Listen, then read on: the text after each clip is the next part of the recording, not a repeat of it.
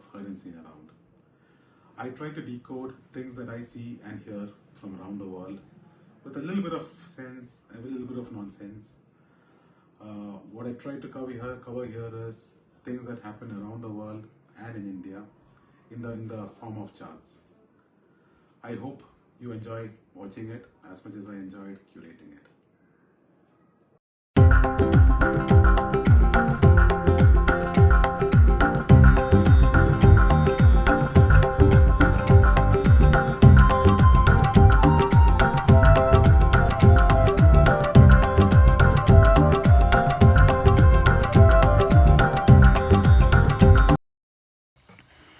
Here's a number Saudi Arabia watches more closely than oil traders. Its current account break-even price. Back in 2006, Riyadh needed only oil at only $35 a barrel to balance its books. Fast forward to today, that break-even rate has surged past $90. Why? Mega projects, Vision 2030 spending, and a lifestyle that doesn't come cheap.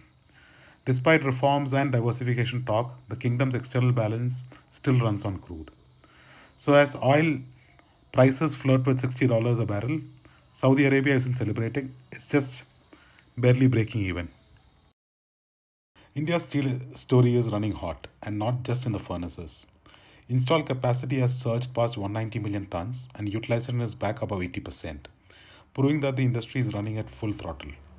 Crude steel production up a solid 13% after years of stop and go growth. The real star here, consumption, has clocked 4 straight years of double digit growth. That makes India the only major economy in the world pulling that off. From infrastructure to autos, demand is soaring, and India's steel mills are clearly keeping the heat on. China's love affair with gold is shining brighter than ever, even as prices hit record highs. Take a look at this.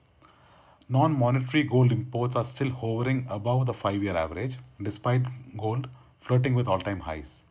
And that's not just jewelry demand, it's households, investors, and even institutions hedging against a weaker yuan and shaky property markets. I'm not so sure about the weaker yuan part, but okay. While central banks buy the headlines, it's Chinese consumers quietly stacking bars and bangles that are keeping global demand golden. In short, the world may trade gold, but the China is keeping it. India's FDI story is a masterclass in scale and speed. Since liberalization in 1991, the economy has ballooned past $4 trillion, pulling in billions in foreign investment along the way. But look closely. While the FDI to GDP ratio once flirted with 4% during the 2000s boom, it is now closer to 2%. Don't be fooled, that's not a slowdown, it's a denominator effect. The GDP has grown quite a bit and quite fast. That even big ticket FDI looks smaller in comparison. So India's challenge isn't attracting money, it's making sure foreign capital grows as fast as the ambition is funding. Shipping costs from China to Europe have been sinking faster than a container ship in calm seas. After spiking to a jaw-dropping $15,000 per container during the pandemic supply chain chaos, rates have now collapsed, tumbling for 8 straight weeks. Even the Red Sea disruptions couldn't keep them afloat for long. The culprit? Weak demand and excess shipping capacity. For global trade, this is a double-edged sword. It's great news for inflation, but bad news for exporters feeling the pinch. In short, the world's supply chains are back to normal, but maybe a little too normal for the shippers' liking. China's trade story is one for the economic history books. From barely $2 billion of exports in 1960 to over $3.5 trillion today. The inflection point came in 2002 when China joined the WTO, turning it into the world's factory floor. Now, China commands nearly 15% of global merchandise exports, yet its per capita GDP remains far below the US or Europe, proof that scale, not income, drives its trade dominance. And who's buying all that stuff? Mostly the United States, Europe, and a growing Asia network. But here's the twist. China's exports are diversifying fast, with emerging markets now taking a bigger slice of the pie. In short, China built globalization, now it's quietly reshaping it. Of late, social media has been buzzing with claims that President Donald Trump made an 80% gain on Intel stock in 6 weeks, and that Nvidia and AMD jumped in with multi-billion dollar deals. Sounds dramatic? Actually, it is. There is no verified record of Trump owning 10% of Intel, no SEC filing confirming Nvidia's $5 billion investment, and no evidence that AMD is preparing a deal. What is true is that Intel stock has spiked recently thanks to optimism around the US semiconductor manufacturing industry, AI chip subsidies, and a rebound in tech demand.